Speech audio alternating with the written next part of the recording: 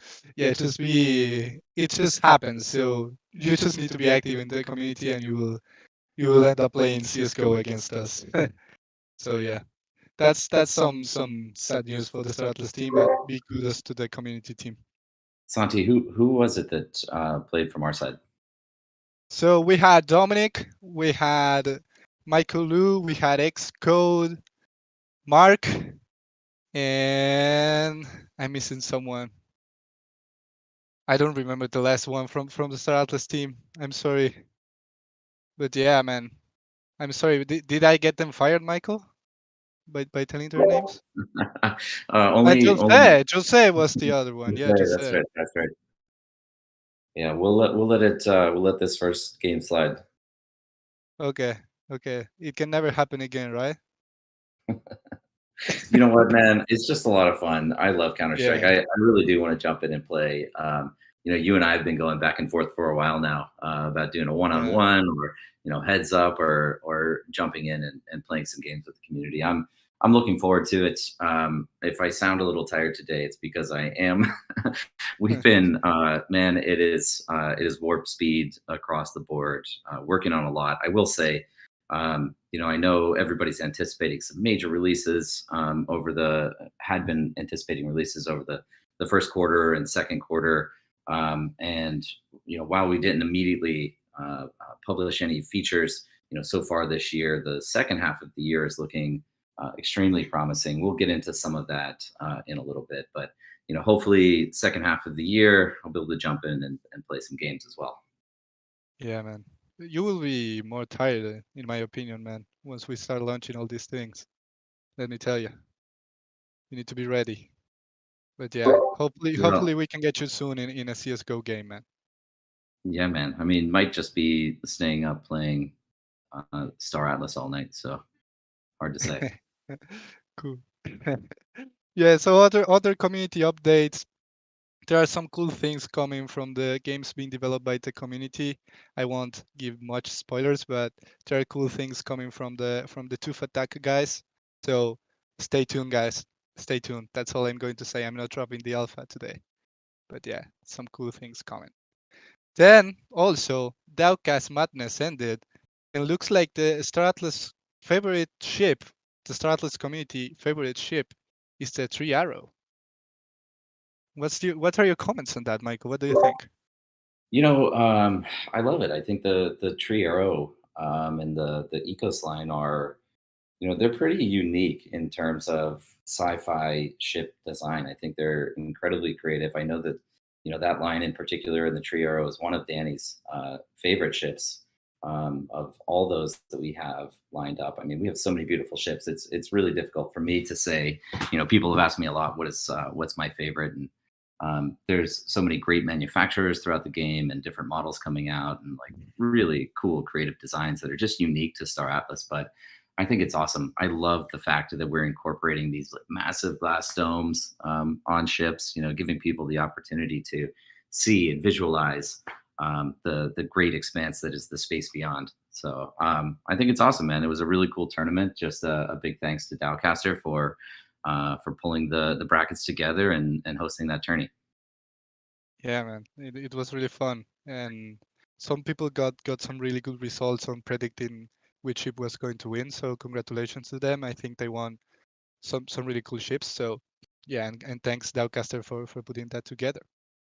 On other news, there are gaming nights for guilds being created by BDL Rampage from the Atlesio family. So I'm just saying this. Go message BDL Rampage if you want to get your guild involved. I'm sorry, BDL Rampage, my friend, if we are if we are giving you logistics trouble after mentioning it, but yeah, just we had to give you the shout out, man. I think it's quite cool. Then yeah, you know what? A big thing this week was 420. 420 happened. You guys, Michael, you launched this some new updates on Tokes. Yeah, if you want to talk a little bit about that, we can cover it and then move to the updates. Yeah, no, I'd love to cover it. I just partially want to address some concerns maybe that you brought to my attention, Santi. And Maybe just give a little bit of background there. I think a lot of people are aware of this just having listened in on interviews in the past, but um, Toke's platform was actually the first company that I co founded and launched in the crypto space back in 2016.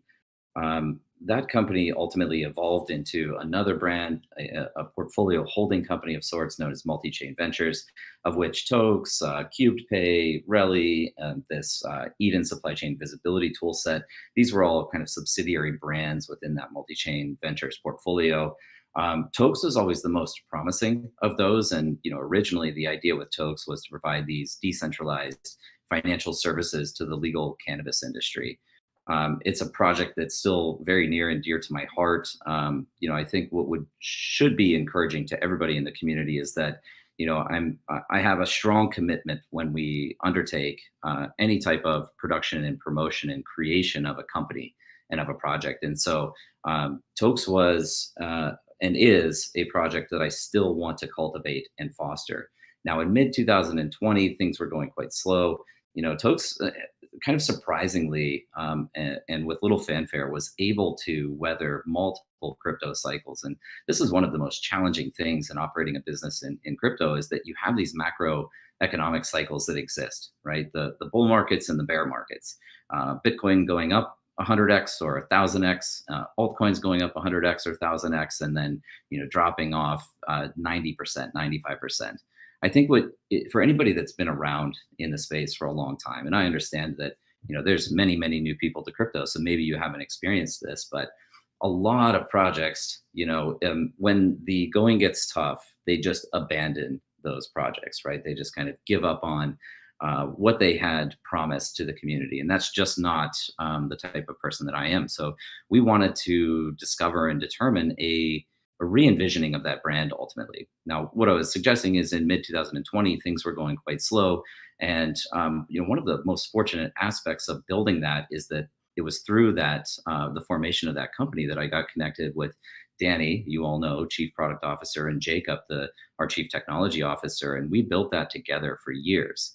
And it was, in 2020 when we all sat down and started conceptualizing this idea behind Star Atlas and what an open metaverse and on-chain, massively multiplayer online game could be.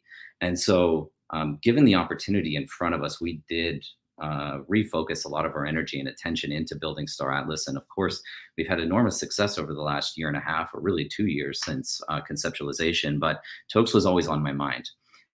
And so, what I do want to emphasize here is that the team behind Star Atlas, Automata, which is the principal development studio of Star Atlas, is still entirely and independently focused on building the game that is Star Atlas. Tokes is a separate operating entity entirely. It has its own team, and of course, we were able to leverage some of the success and experience that we have at Star Atlas and the relationships that we formed to re-envision that product. Now, what I most importantly want to emphasize here is that this is not about operating two separate companies. What we understand about the open metaverse, about Web3, permissionless open architecture, is that the real potential in this ideology is the ability for anybody around the world to be able to develop their own products in a permissionless fashion and interact with things like our on-chain programs, interact with our game ecosystem, and interact with a broader metaverse economy. And so what we did with Tokes was, again, re-envision that as this craft cannabis community.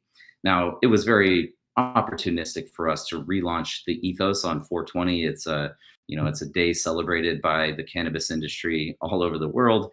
And so we kind of brought that into market on 420 to commemorate that and to communicate the ethos there. But what is important for Star Atlas is that through the relaunch of this, and as more information comes out, you'll all be able to identify this is a proof of concept of what we're calling kind of tangential mini-verses, right? Now, we happen to be the ones that are building the first proof of concept out, but anybody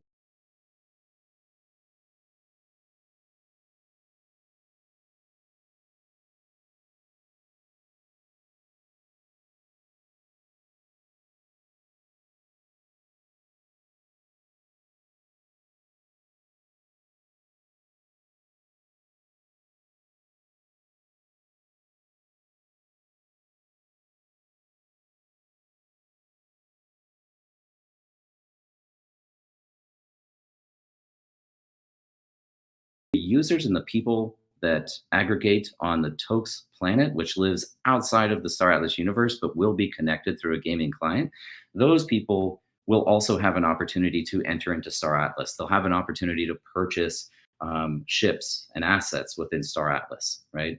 And so we're intertwining these economies, and what we feel is that in demonstrating this, we'll inspire other people, other builders, other game designers to create their own experiences that have an interest in connecting themselves to what we're building at Star Atlas. We have this massive momentum behind us, right? We're already one of the largest communities, one of the most passionate communities in the space, have been extremely successful with things like sales, and we're fully focused on building out the gaming features that you're all seeking. So, if we inspire that, we have potential for exponential growth across the entire Star Atlas ecosystem, and that to me is one of the things that I'm most passionate about. So, we wanted to prove that out. We wanted to take an opportunity and capitalize on the fact that 420 was this is a day to celebrate in cannabis and bring that to market. But our attention, our focus at Automata is still entirely and exclusively on Star Atlas, and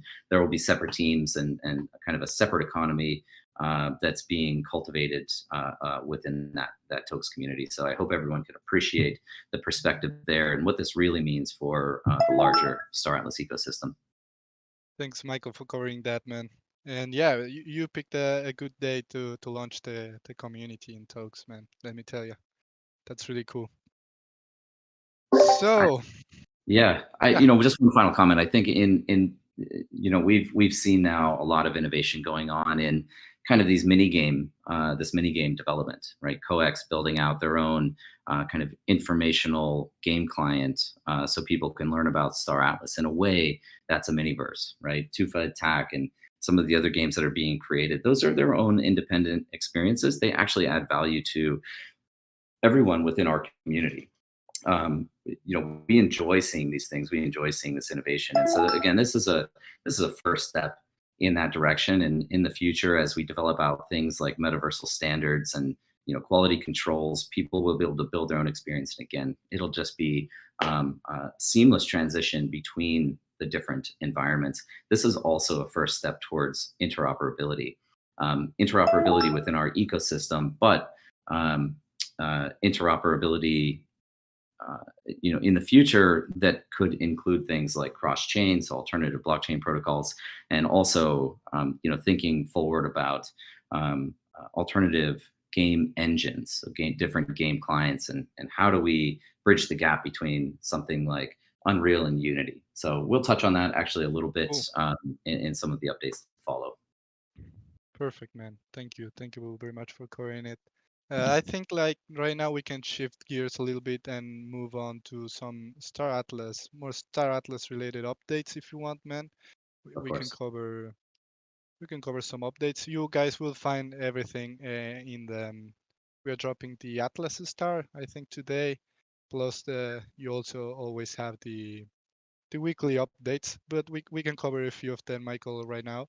So so Yeah, yeah, yeah. I mean, to your point, Santi, I think we released this new format now a couple of weeks ago. Again, big credit to the comms team and Jose for drafting up the lore and kind of creating the story behind Cadet Wen or Lieutenant Wen, and being a little bit more immersive in what is actually going on across the development of Automata. So all of these are outlined in those documents now.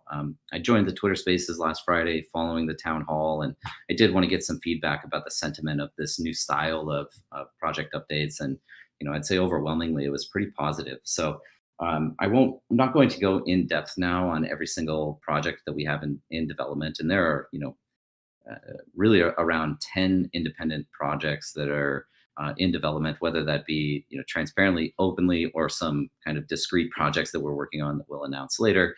But all of the details are there, right? So just to cover some highlights, from my standpoint, focusing first on the Galactic Marketplace, seeing where we're at now on visual design and understanding that we do in fact have all of the concept art for that environment, for that level, that map. It's all done, right? So It's still in this process of refinement, bringing this up to that AAA quality, ensuring that it's pixel perfect. Every corner and every detail has been tested and is of the quality that you would expect to come from a team like us. But cool to see the art done. The notifications just keep rolling in. Cool to see the art completed. Um, uh, from the UX and UI standpoint, this is something that I think we haven't revealed anything just yet on, but Danny's been sharing with us internally what the game client's going to look like, what the loading screen is going to look like, what menus look like when you interact with, calling in your ship or transporting yourself around the map. And I have to say, I'm extremely excited about the UI designs. You They're can coming. drop some alpha, man. No problem. Well, it's a picture is worth 1,000 words. So as soon as we drop some of that content, I think everybody's going to be excited. I would never do it justice in trying to describe what it looks like, but I think you all Yeah, know, part of what we're building is a unique style at Star Atlas that isn't necessarily the traditional dark, cold sci-fi. We like to bring light to all of this, and so you'll see elements of that kind of dispersed throughout the UI. So those are some of the cool things coming. All of the game design is all done. So the real experience here is just being able to get in and immerse yourself in these hyper realistic and cinematic quality worlds that Unreal Engine 5 makes possible. So I'll just pause there on the showroom. Any questions on that, Santi? I think we're pretty much covered, man. I can let you. I can speak for a bit while you drink some water, as always, man. If you want, there's no problem with that. Yeah, I always. know that we have a lot to cover, so I got you covered, man. Don't worry. I, I appreciate it.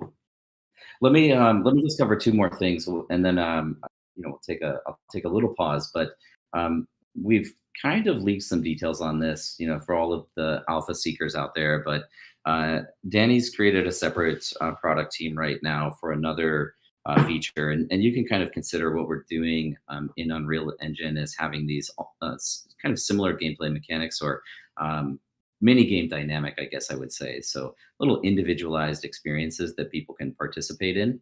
And again, I don't want to reveal too much right at the moment. I want to make sure that this is impactful when it does come out. But we've been experimenting quite a lot with free flight, so fully modeled, animated, rigged ships. And kind of exclusive in the number of models that would be available, but building out an independent level now where you can actually hop into your ship and you can fly around it. He has all kinds of little mini game features that are built into that. So Cool, I'm cool. sure there's more to come from the community, but this is, it's just another very cool thing that we're building here. This is one of those projects that's kind of covertly out there, maybe not so much anymore, but one of the things we're working on, and it's another really exciting feature that's up and coming. Yeah, man. I can help you test that if you need some testing, man. Don't worry. Just you know where to find me. Well, I'm glad you mentioned it. Uh, uh, we might be able to get you into that, but getting kind of into the galactic marketplace, which is looking like it's likely to be the first feature release of this year. It's this re-envisioned user interface and user experience and user journey. And that will be accompanied actually by Atlas staking. And again, the economics of Atlas staking and the benefits of that we'll reveal at a later time. But the what we will be doing with the marketplace is it's nearing completion now. The blockchain smart contracts on that are actually completed, and we're entering into audit on it. The UI is effectively done, and we're right now undertaking quality assurance. So big kudos to Luciano. He's been on stage with us before, and he's the lead designer on that marketplace revision. And what we will be doing is providing an opportunity for everyone to sign up via form. Santi, we can drop the form when the time's appropriate as well. I don't know that we want to Yeah. do it now, but we'll drop a form and allow you to sign up, and you'll have that first access to beta test the new marketplace program and the way that items are listed there. And yeah, we think that there's some really great enhancements to that. The big shift from this is that we did deprecate the use of serum.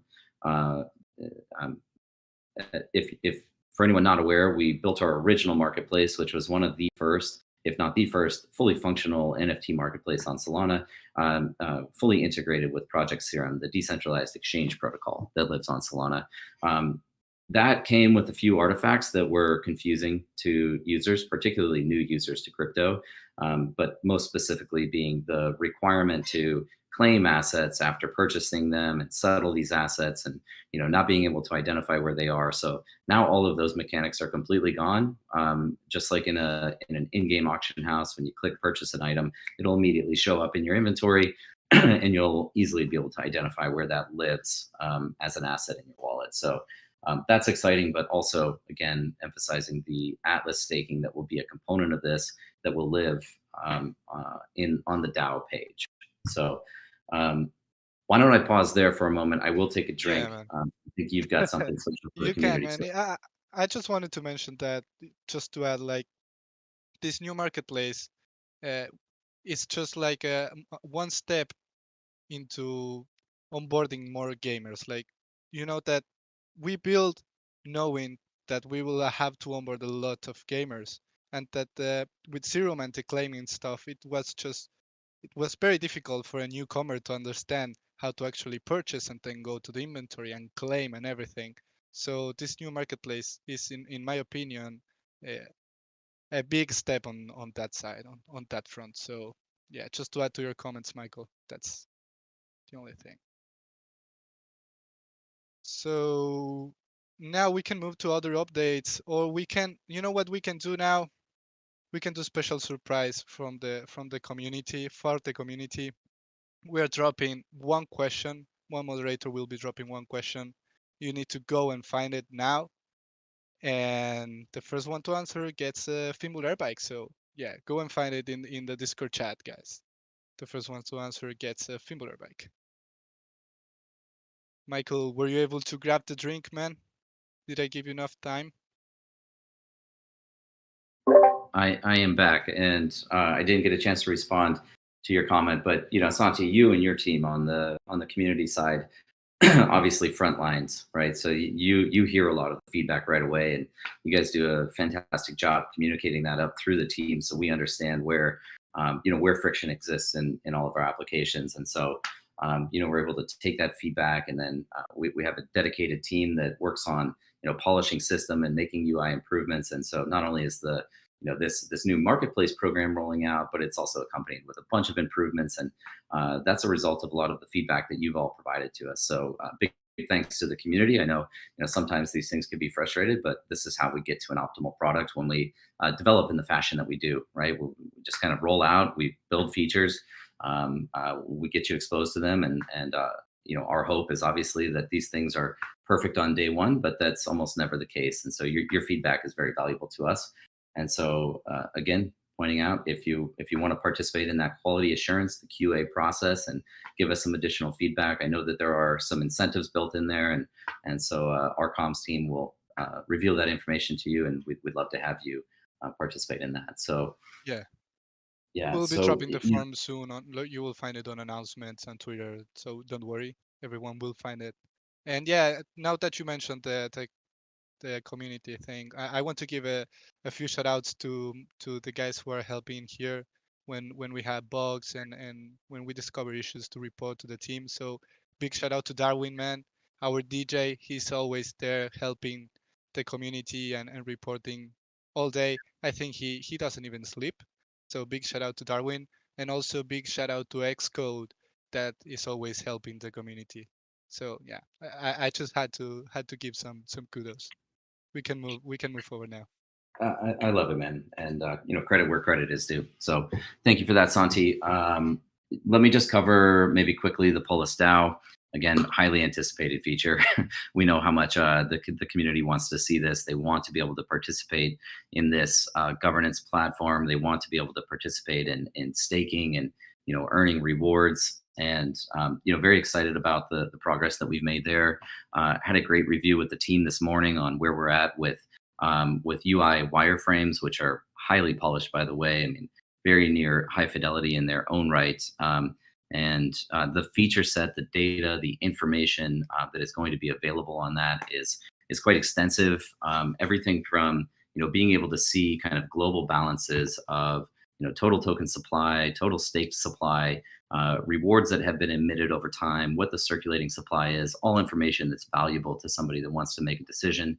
Those are on there. But then also all of the individualized data for a user that would include, things like what are their staked balances, what is the time that their tokens are locked up, what proposals are open on the platform, proposals have people participated in. Um, so all of this UI is looking beautiful. I know that this is going to web dev now, and we're building out that interface. Comment again, this new DAO page will have a subdomain. This is where you'll view all things related to both Polis staking and Atlas staking. You'll see the benefits of each. There's a bunch of information on there as well that we're adding in. Going into the future, we'll be adding a forum for discourse so people can actually communicate with one another and kind of discuss what proposals they'd like to see before getting those onto the platform for a vote. Votes, by the way, are going to be weighted based on duration of stake. And I don't think we've revealed this yet, but essentially the staking windows, the locking windows, if you will, are going to start at 2 weeks, but they will go as long as 5 years. And what we have shared previously is the framework we selected is Tribeca, and that's accompanied by Saber and Goki. What is pretty complex about this, and one of the reasons why this is taking a while to complete, is the total application that we're building now consists of 5 different smart contracts, three of which were not developed in-house, 2 of which were. These include the Executive Council wallet and emergency multi-sig wallets. This is essentially the way in which we automate implementation of proposals when they pass on the system. This is an opportunity, actually, I should mention, one of the other things that we're heavily focused on, and if you've listened in for a while, you've heard Dan Park come up. He's our in-house general counsel, and he's ensuring that we maintain compliance with regulation all over the world. And so, one of the things that we've been building since the beginning of the year is, looking at the foundation and the board of directors, the independent board of directors that will actually govern the ecosystem. It's easy to talk a lot about decentralization and this idea that everyone who is a governor across the platform is also an owner of the platform, but it's through these processes and through implementing this structure that that actually materializes. And so again, identifying candidates that will sit on the board, registering the foundation, and then also establishing kind of the DAO technology. The DAO itself is non-jurisdictional, kind of unregistered entity, if you will. What the board does is looks at the DAO, the technology, and based on the result of any proposal, it's their job to simply execute the transaction signatures to implement that. And what that means is, we at Automata, we don't have the ability to alter that or influence that. And this is the true power of Web3. This is the ownership component that you all will participate in. So the Executive Council and emergency multi-sig wallets is how we facilitate that. These are keys that are held by an independent board. So can't stress that enough. All other programs that are in here are the governor program. So this is how proposals get submitted, and then the electorate program, which actually controls the governor and it activates these programs. Now, what we've implemented and where one of the challenges we encountered lied was in creating an actual reward mechanism or rewarder program, if you will, because that did not exist in the framework that we selected. With all that being said, we feel that we identified the best framework, the most composable and extensible framework to use that will last for many years to follow. And so we had to create 2 separate programs, a snapshot program that would essentially record balances of all wallets across Solana, staked to this program over time. There's a lot of complexity to all of that I won't get into, but then also the locked voter component of it. So understanding voting weight and what the implications of that are for determining what somebody's reward should actually be. So all of these programs, given the kind of financial value at risk here, need to have security audits by top tier auditing firms within the crypto space. Three of those were completely outside of our control, and it's been a lot of coordination and communication between our engineering team, our RevOps team, and business development, and working with those external teams to ensure that we could get the audits completed.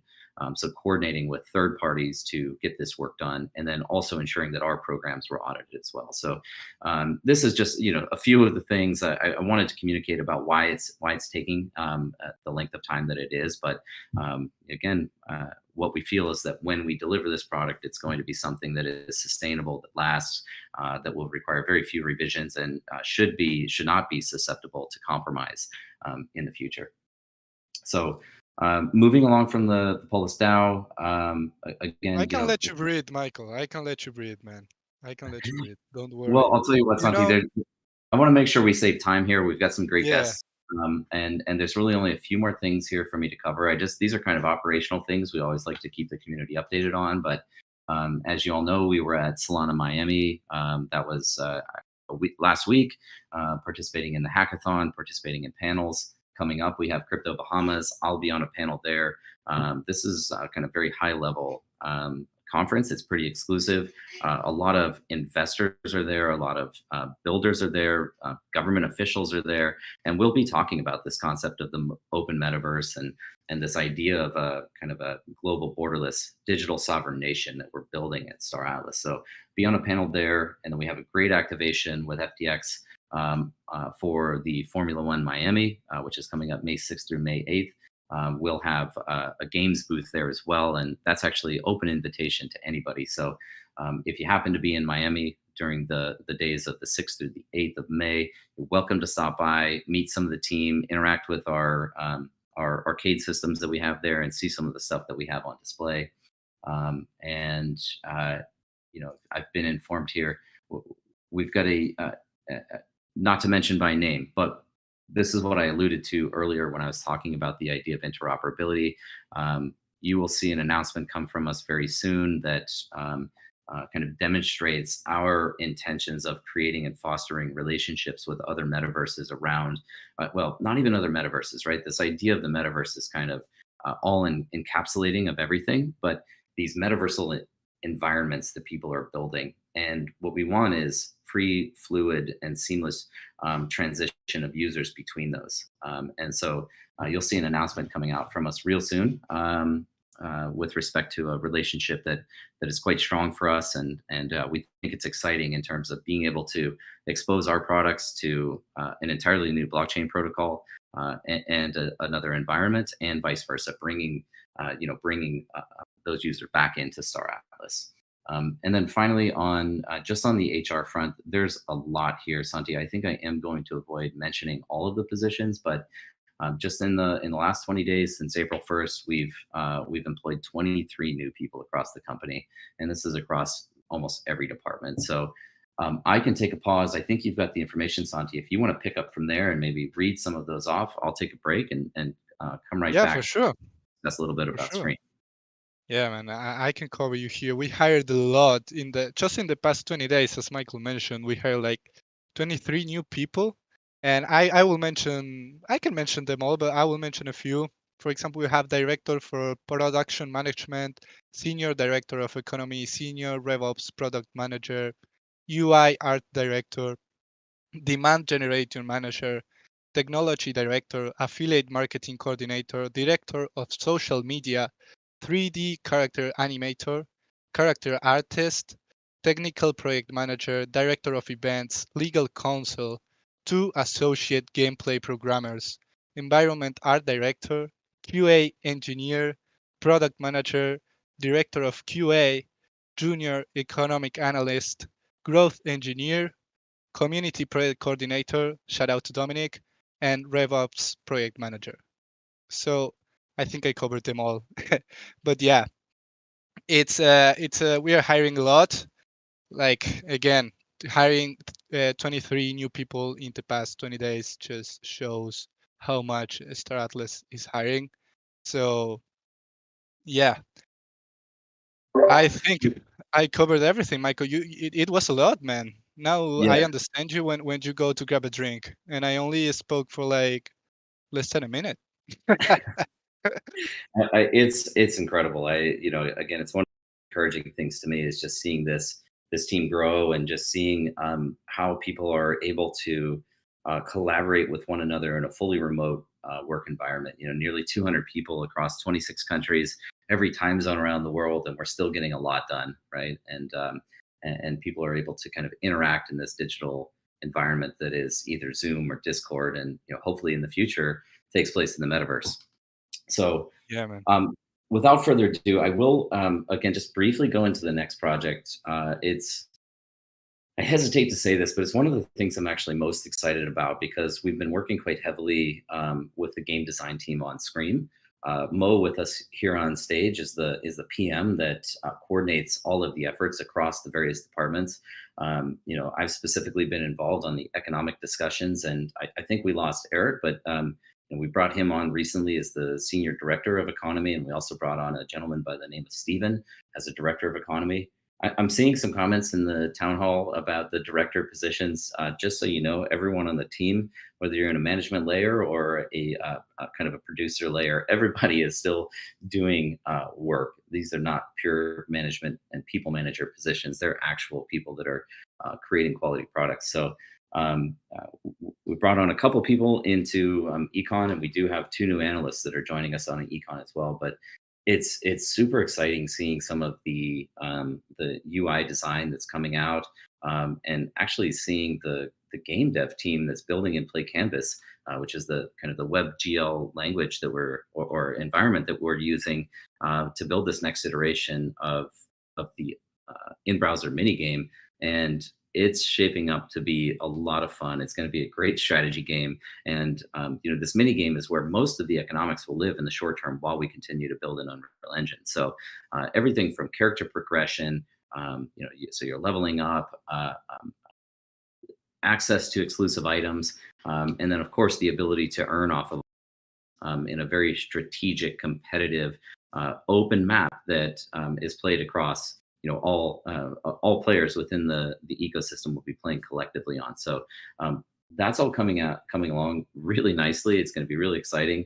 Let me maybe just take a moment again to introduce Mo. He's been on our team for quite a while now, and Mo, if you're there, would love to just hear a Hey, little bit about your background and what you've been working on and what really excites you about Star yeah, Atlas. sure. So a little bit about my background. I spent the first few years of my career in the fintech and banking industry before moving over to the interactive space in like early 2020. So I worked in product management for an agency in Toronto who created VR, AR products and gamified environments for clients. And then after a short stint at a smaller blockchain gaming studio, I joined Star Atlas last December. So right now, I'm in the production management vertical here at Star Atlas, and I'm currently, as you said, the PM producer on Scream. So to summarize my role, I guess my role is to be the keeper of the vision on Scream and to oversee all steps of production. So a lot of that involves coordinating and managing activities to ensure, that the game mechanics that Chip and his team are designing are actually feasible from a blockchain and web point of view, are playable and fun, and obviously viable from a game economics and tokenomics point of view. So I'd say that provides a good synopsis of my role. Yeah. Yeah, man. Let me tell you, Mo, I'm really happy to be interviewing you here, man. I consider you a friend. We chat a lot. So Oh, yeah. I'm really happy to have you on stage, man. Really, really happy. Happy to be And here. Yeah. yeah, I want to ask you a question, like I need you to tell me what are you most passionate about Star Atlas? What are you most passionate like what really excites Sure. you about being able to work here? Okay, so it is hard to not talk romantically or in cliches about looking You at Star can. Atlas, to be honest with you. But, I really do think we as a company are creating history with what we're building. And, that's a reflection of the company's vision, the people working here, the culture that's been cultivated, and obviously the passionate community that we're building for. But in terms of, what excites me the most, on a personal level, what we're trying to do requires so much hard work and tons of thinking and building. But I would say it's maybe the first time in my career where I'm truly waking up looking forward to work because, it doesn't actually feel like work. And I'd say that's very unique to Star Atlas. Yeah, man, it is. It is. Thank you for sharing that, man. But Santi, if I Michael, want can, to add something? Yeah, for sure. yeah, I just want to interrupt, and I hope I'm not sharing anything too personal, but you and I were chatting a little bit before the call, Santi, and you had mentioned that you're dreaming about Star Atlas every night, and it manifests itself into an actual thought that wakes you up, right? Yeah. So this is kind of like the mentality and lifestyle that we're all, I think, a lot of us are living across the Star Atlas team, and so I just wanted to share that kind of anecdote that you shared with me. Yeah, Michael, no, thank you for sharing it, man. We were Absolutely. speaking like I basically wake up at 5 a.m. with random like Star Atlas thoughts on things that we can do. So yeah, I feel like everyone in the team has the exact same feeling about Star Atlas. So yeah, just for the community to have a little more context on what Michael was saying. I So agree. yeah, Mo wanted to add something. Go ahead, man. Yeah, like everyone I work with lives and breathes Star Atlas. Like I've had like Sunday morning coffees virtually with Chip, for example, where we discuss ideas and discuss Scream, etc. So it's really amazing to be here. Yeah, man. Now that you actually are mentioning Scream, man, I'm sorry, but I need to ask about Scream. Like the community is telling me like, come on, Santi, ask about Scream. So yeah, So Mo, this is a big one, now that I have you here, man, yeah, tell me about Scream. Tell me a little bit about Scream, man. What is it? Sure. What is We'll, Scream? but finally, this is the reason why you guys brought me on, right? Okay, so joke aside, so Scream basically aims to be the first time players can use their ships to fight for the future of their faction with fun, active, repeatable on-chain gameplay with in-game economic potential. One very important point, we're not actually releasing Scream as a one-off standalone minigame. We're thinking that it's going to be an incremental rollout of features. And just to expand on that, I guess the analogy that I've used a million times, and it's basically a cliche at this point, is that if the Unreal Engine 5, if the Unreal Engine 5 game finished, quote unquote finished, game was a luxury car, Scream would be a skateboard. And so what that means is that Scream won't rely on future gameplay mechanics, but it's a closed loop experience that is, playable on its own. So, game mechanics are simplified and it's going to likely change or increase in fidelity over time, but ultimately Scream aims to start bridging the gap between Score and the Unreal Engine 5 game in a very significant way. Yeah, man. Thanks for sharing. I have a few follow-up Sure. questions. Sure. If you let me ask them, man, if that's okay. But I'll allow I it. want to know, like, you covered it a little bit, but what is actually like the main objective of Scream? Like, what are the goals of Scream? Sure. Well, I'll say there's like three main things we're prioritizing. So, community building by working within factions through the use of ships, immersive 3D graphics, and closed loop gameplay. But to actually answer your question, what are our goals? I'd say to build a repeatable and engaging group strategy game focused on ships. We want to allow players to have persistent levels across rounds. We want to reward the faction that wins, but also reward players at the top of the leaderboard. We want to encourage teamwork and communication. We want to build faction identities and ultimately prove out strategic gameplay at scale on Solana. And I guess the last point I want to touch on is that, as we've said in our updates on the public roadmap, we're prototyping and testing to validate Scream's game mechanics across so many different teams. It's honestly looking absolutely amazing, but at this, until we've kind of passed the validation phase of the project, and at that point we'll, have a lot of information to share. So, I guess that's kind of it. Yeah, man. Thank you so much for sharing, and sorry for the questions, man. I No, wish I get you it. can keep your job after this, man. Cool. So yeah, Mo, So thank you so thanks for much, man. having me on. Yeah, shout out to everyone working on Scream, and thanks for the community for giving us like an audience to build for. And yeah, thanks for having me on again. Yeah, I just want to touch on one additional point, and Mo, you might have a comment on this, but of the departments that you're coordinating. It's design, it's game design, it's engineering, it's economics. I'm probably missing a few there, but I just wanted to recognize the engineering department on what they're building Mhm. here. We emphasize a lot about this idea of on-chain gaming and what the implications of that are, and the complexities of doing so, and how it's so far ahead of the curve on what most quote unquote blockchain games are actually doing. Just a quick tangent, you can essentially take a traditional game or build a game in a traditional environment and add an NFT to that. People are calling that a blockchain game. It's essentially incorporating a blockchain asset into a game.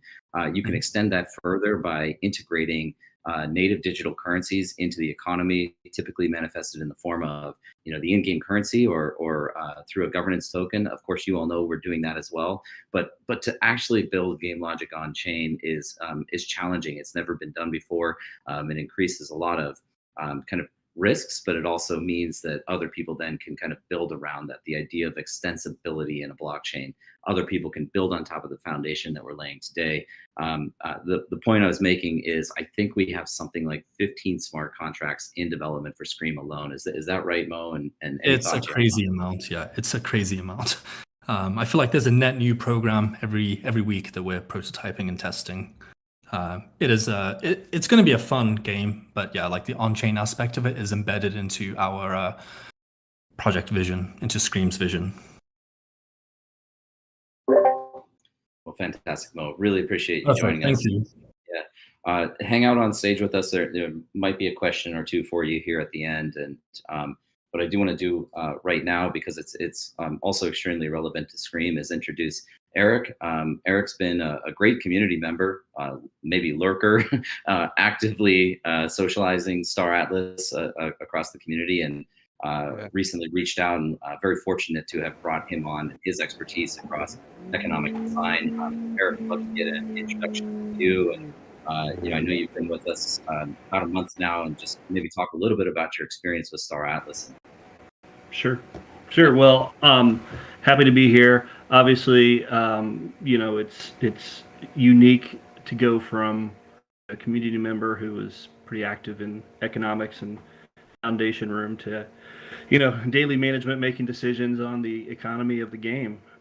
So, as a senior director of economics in the game, our department is going to make sure that, the game stays fun and is balanced and sustainable, using kind of data analysis and data development over time, and giving reports back to management, but also to the community. Hints on kind of what we're going to do for you is we want to be a partner for you, and when you're trying to decide your gameplay. We'll be there as kind of the telling you what we see as best we can. Obviously, there's limits, but we will stretch those as far as we can go. But I credit Michael. I credit my initial introduction to Star Atlas. On the chain was probably the first YouTuber that I saw, talk about it, and then I really got hooked on Metaverse Explorer. I know he's probably out there, watching his videos, and kind of sucked me in. And then 12 hours of watching Michael and videos on various YouTubers later, I was buying Polis and Atlas and every ship I could, and really playing the game to its maximum, and looking at the quality of art and engineering of the game.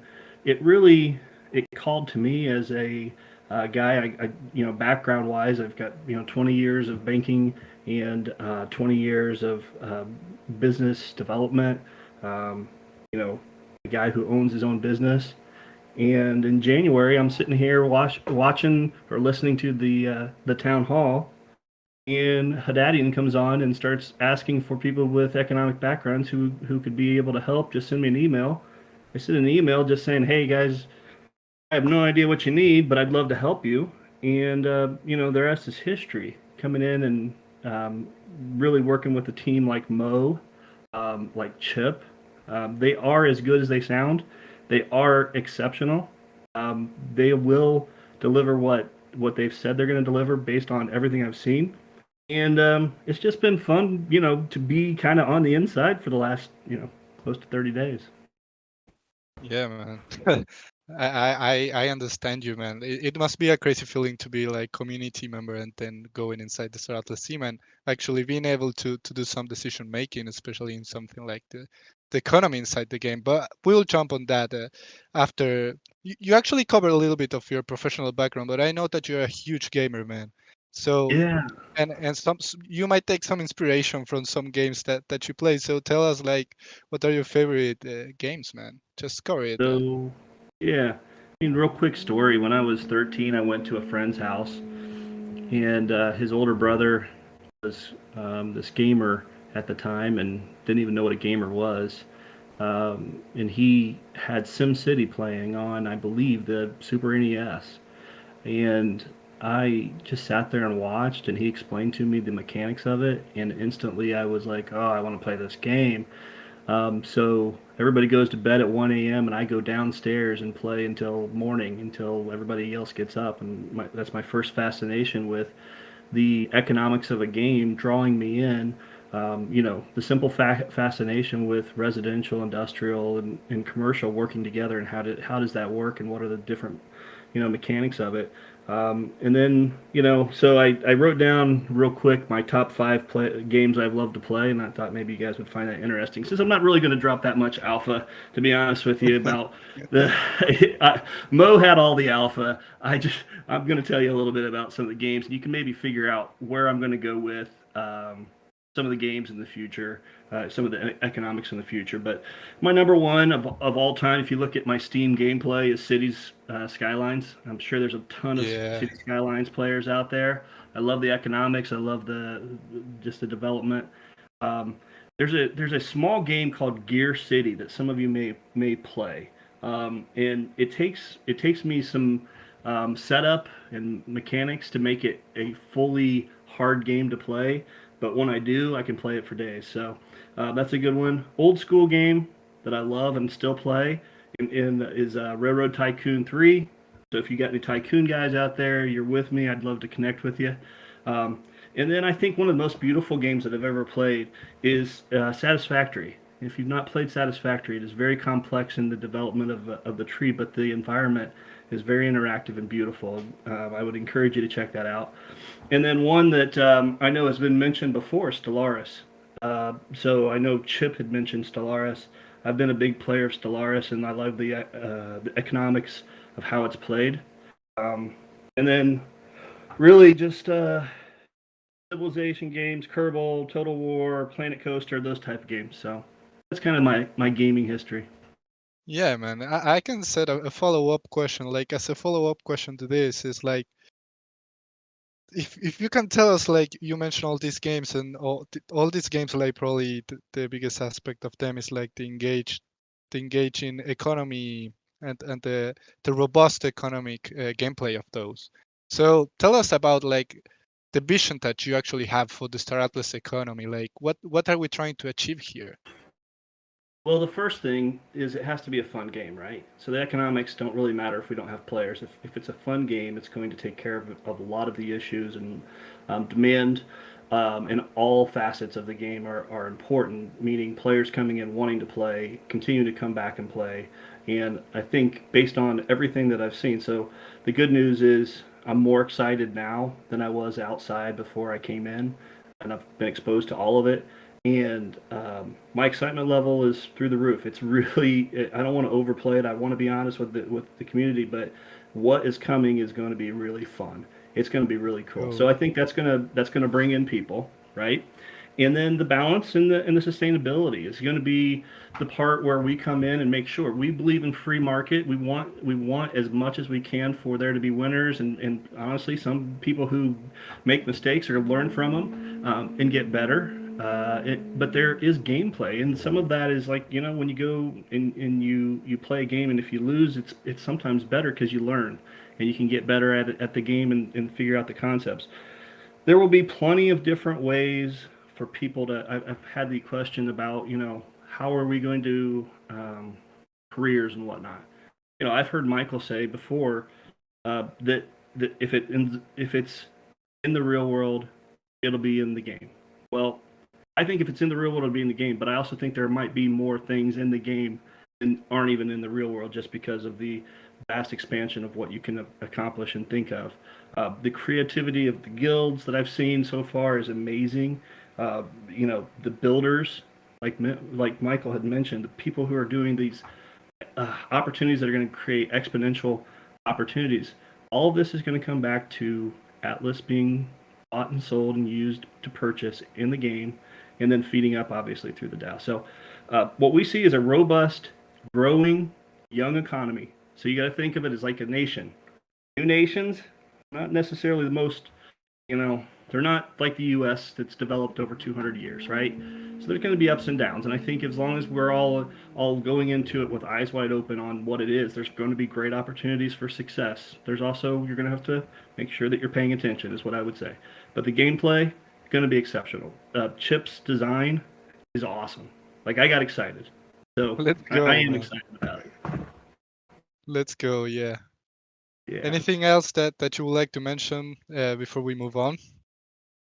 This is your We're time, right man. at 6. Shout out to I'm good. someone. I'm good unless you guys have questions.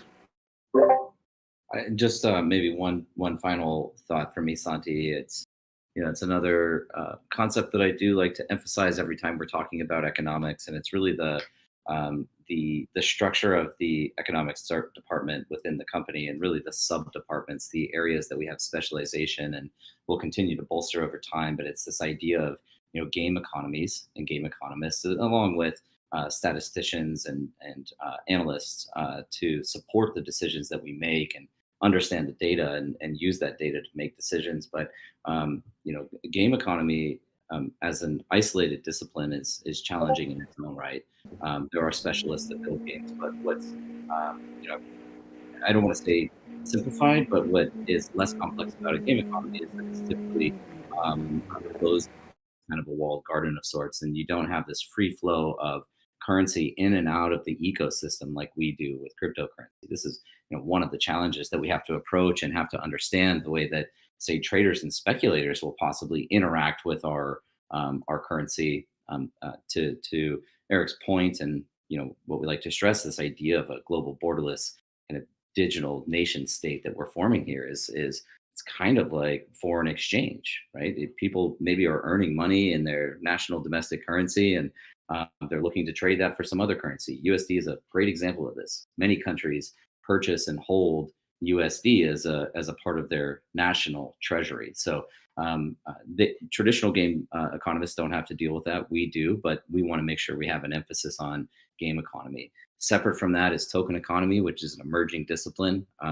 We look through, analyze other projects, other games, things like DeFi. We look for mechanics across the ecosystem that we think would be beneficial to what we're building, and then we identify methods of incorporating that into the game or creating optionality for players to be exposed to that and access those types of features. And then the kind of the bigger picture, the broader part of this is the idea of the metanomics or metaverse economy, which extends beyond the gaming application and into things like workplace experiences and commerce that will exist for non-gamers, displacing the Amazons of the world, coming into Star Atlas to simply shop and purchase goods, whether they be digital or physical. These are realities that will exist in the future of Star Atlas. And so kind of understanding all of those different disciplines and where they intersect and interact with one another is quite the challenge. So maybe just as a final thought or closing thought, Eric, if anything you want to add to that would be great.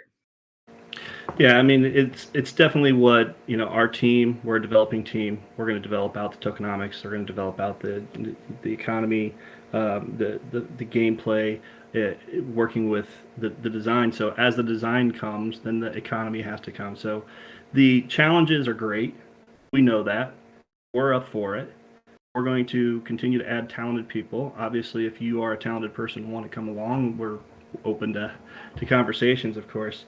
But it's exciting, right? I mean, it's a big challenge, but hard things are worth doing, and that's what this is. It's a hard thing that's going to be exceptional, and we are, to romanticize it a little bit, Mo, we are changing the world. We are creating a new type of nation and a new type of opportunity for folks that just didn't exist. And we think about the folks who need this opportunity. They need the opportunity to play a game after work that's going to help them make some money. and to really um, get ahead in the world. So, yeah, I'm obviously I'm extraordinarily happy to be here. Thank you for bringing me on, and as time goes on, we'll try and do a little bit more alpha from the economics, but it's kind of tough since what we deal with is the economics part of it. So. Yeah, man. Thank you for coming, man. I'm really, You really bet. happy to have you here on the town hall, man, and really happy to have you on the team as well. So thank you, Brother. man. So Santi, I think I am too long-winded in my responses. We're already over the hour. Sure, we have a little bit of time for questions. So why don't we extend this by maybe 10 more minutes here and just take maybe 2, 3 questions depending on the length of the response and see if we can address some of the community questions out there. Yeah, of course, of course. And If anyone has any questions, please feel free to raise your hand now, uh, and we'll start letting people into stage. yeah, and as always, we have special guests. If you have a question directly for them, that's fantastic. I'm up here all the time, but I'm sure they're deep in the detail of the specifics of some of these areas of development. So it'd be great to ask them questions as well. Yes, of course. So letting someone in, I invited Major Easy to the stage. Major Easy, please feel free to accept it and have you joining us, man. Okay, I also invited Funkcracker. So, okay, Funkcracker is already here, man. Funkcracker, man, Hello. how are you doing, sir? I am doing fine. Thank you very much for bringing me up stage. I have to say, I really loved all the updates and all the information we got out here tonight. At least for me, it's night, but yeah, super. Thanks a bunch. So I have a completely unrelated question. Sorry, no question for the two gentlemen on stage here today, but for you, Michael, I was just curious to hear if there are any new thoughts, any updates concerning DAC registration, the decentralized autonomous corporations, and or guilds. Is there anything coming, anything being worked on, or do you have some sort of rough idea when that might happen? I realize I asked this question about I don't know 1.5 months ago, but it's just also a focus point for me personally, of course, but and for many other people. So curious to hear if you have any new information for us.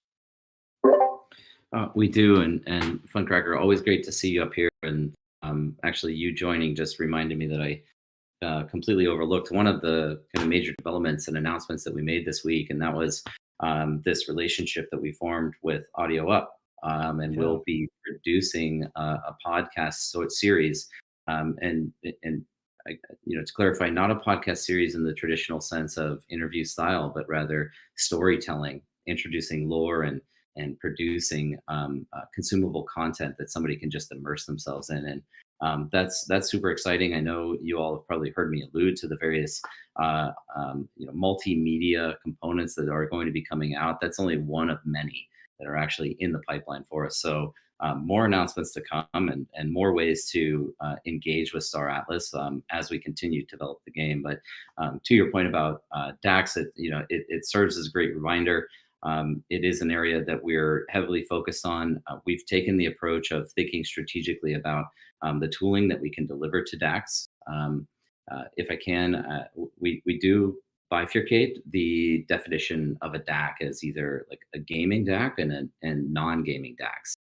Thinking longer term about from the non-gaming perspective, the types of corporations or brands or companies that will want to participate in the Star Atlas economy.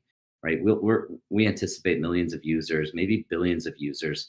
One of our goals is to bring 1 billion people into crypto and get them exposed to the crypto ecosystem, and do so through engaging gameplay and experiences like those that we'll be creating and others will be creating. A result of that is that naturally companies will want to have exposure to the people, the millions of people that are just running around or flying around in the Star Atlas universe. So we have the non-gaming DAX, and then there's, of course, our earliest supporters and strongest supporters and people that are looking to engage in gameplay. That's the gaming DAX. And we've been putting a lot of effort into defining what a DAC platform would look like. What that does mean is that we've, to some extent, deprioritized the ability to simply, say, register a DAC on Star Atlas. We have the capability of doing that. However, what we don't have the capability of doing is providing all of the tooling that we think is really important for guys like you. The ability to, issue your own governance token, to create your own governance system within the guild and define various policies that would impact all of the people that are a part of your guild, a part of your DAC. This might mean something like, access to assets and lending of assets, kind of in a scholarship model, but specific to people that are within your gaming group. It might also mean, some form of taxation rights over all of the players that are your group that are, out participating, and maybe have security as a result of the way that you guys have executed throughout the game and have been able to secure a region, and as a result of that, have access to exclusive resources. So treasury management is very important. Governance is very important. Ultimately going into the future, giving you the ability to assist you with minting your own NFTs that can maybe be monetized in some way, or even issuing your own governance token. We're thinking about these things, and rather than rush to market with a simple registration process, we want to develop out this tooling and provide that to you. So it's very much an area of focus for us. It's not an area that we've been able to dedicate a ton of time to developing out, but what we hope again is that when we do bring the product to market, it's something that it's extremely valuable and delivers a lot of utility to you, versus something that it needs to be deprecated in the future or improved over time. All right, thank you very much. I was, of course, kind of hoping for a little bit of an earlier timeline on these things, but I understand. At the very least, we know what we what we can have to wait for now. Super. Thank you very much for your answer, Michael. If you want to connect separately and let me know kind of what the type of tooling that you're looking for would consist of, I can certainly, bring that into the team, and we can discuss that and figure out where that fits within our overall priority set. Feel free to drop me I mean, there's a bunch of tooling that will be cool, but I think primarily for now, it would just be cool to have actually that registration be launched, so that we can actually just a bit better manage our members in a more official capacity than through our Discord server, and see the leaderboards in action that you guys launched a month ago, of course, with a placeholder for the duck. So I think that would just get the ball rolling and get a bit of identity creation within the ducks and the members. But I think that's actually most important for the short term. But thanks a bunch. Understood. Valuable feedback. Appreciate that again, Funcracker, and we'll let me connect with the team on that next week. Thanks. Thank you, Funcracker, for joining, man. So let's take one more, Michael, if you want. We have Major EC here. Actually, Mo told me he had to jump to a Scream call, so yeah, let's better have Mo building a Scream, right? So yeah, shout out to Mo. He did a great job. So now, Major EC, man, it's your moment. Shoot the question, sir. Thanks, Andy. Yeah, great town hall. Some really interesting information there about Scream and everything that's going on. Loving it. It was really a question for Mo. Oh. So feel free to ask it anyways, and let's see if we can answer it.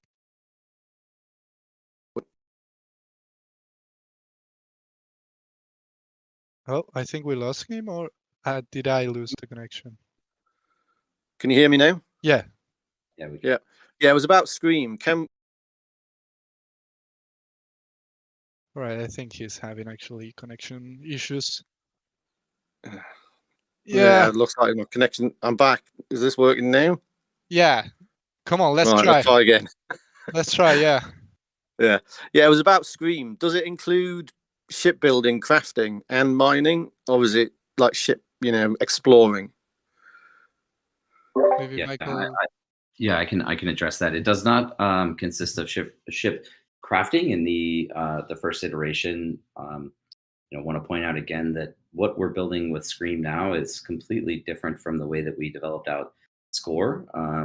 Score was an application that we did not intend to have a perpetual life. Scream, on the other hand, is built in that fashion as a foundational component of the future mini game. So, things like ship configuration and customization and crafting will come in the future and be a component of that.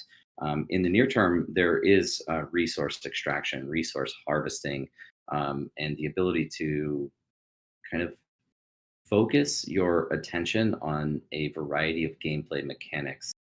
Some of this is supporting your faction and either attacking opposing um, factions or defending your own faction, or you could take the path of harvesting resources and utilizing that as a path to commercialization. You have the free market ability to actually turn around and say sell R4, the resources that are required as a part of Score today, which will continue to live on at Stream. You could dedicate your attention on identifying stores of those resources and then selling those to other players. So in a way, resources are involved. Way resource extraction is involved, but the first iteration of Scream does not consist of actual crafting. Okay, cool. All right, that's good to know. That sounds obviously, being a pirate guild, anything to do with combat or fighting is right up our street. So good to hear. Awesome, man. Thank Really you. Question. Thank you, Major Easy, man. So, Michael, I know we are like close to 20 minutes above the deadline of the town hall, so not sure how are you doing with timing. I know you're a busy guy. Maybe take one more, or do you have to jump? I think more importantly, we're eating into people's happy hour time with Ashes in the Yes. after part. So let's wind down here for today. Of course, we'll pick this up again in 3 weeks. Maybe I'll just extend an invitation if you'd prefer to hear or have more time on future town halls dedicated to Q&A. We can maybe look at restructuring a little bit of the update process so that it's less informative and more Q&A. So just putting that out there for anyone out there in the community that would like Good to. idea, man. Good idea, actually. So before we close, I'm launching them. I'm sending the form for testing right now on announcements. So if you want to check it, it's now live on announcements. If you want to apply to test for the marketplace prototype, it's your moment. Go and fill the form. So yeah, any closing thoughts, Michael? No, it's been a great town hall. I think it's been an exciting couple of weeks, and again, really excited about what's up and coming across all of the feature developments that are rolling out. So a lot more to come. But as always, we appreciate the support that you all share with us out in the community. And Eric, thanks for jumping up and joining us. Ash, thanks for live streaming this, and Santi, as always, great job, man. Thank you, man. Thank you. So now we're moving to the Twitter after party. So we will see everybody on Twitter for the after party, guys. And this was the Star Atlas Townhall. I think it's number 29. So thank you everybody for joining us today. It's crazy that we still have a lot of people here after like 20 minutes after it should have ended. So thank you very much for joining, guys, and power to the people. Stick it to the man. See ya. See you on Twitter, everybody. Bye-bye.